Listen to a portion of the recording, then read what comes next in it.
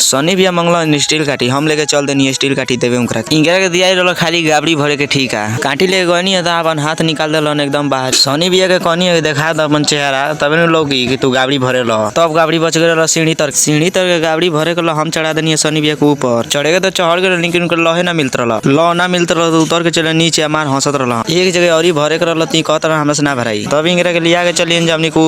ऊपर तो छड़िया उड़िया बनाइए गए कुछ बाकी रहा हटे अनी ऊपर तो देखत नहीं अब शेख भैया सोनू भैया तो बांधते पारलो छड़िया उड़िया बांध के तो रेडी हो गलो ओकरा पास तुराई लगल क्रेन क्रेन तुरा के रेडी हो गलो ओकरा पास बनावे के गेट के आगे डिजाइन यही के अब शेख भैया सजावत लोन खूब बढ़िया से केना लागी केना ना कहीं भी काम होला तो हम लोग तो जानते पारलो इंजीनियर पहले कितना जना ओजे पहुंचल ओही में कि इंजीनियर एगो होई रहल कहीं और के ना ई घर ही करल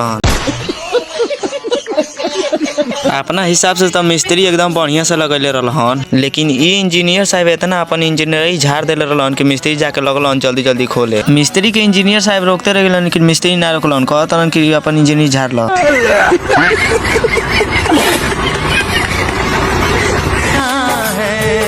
प्यार करके देखो।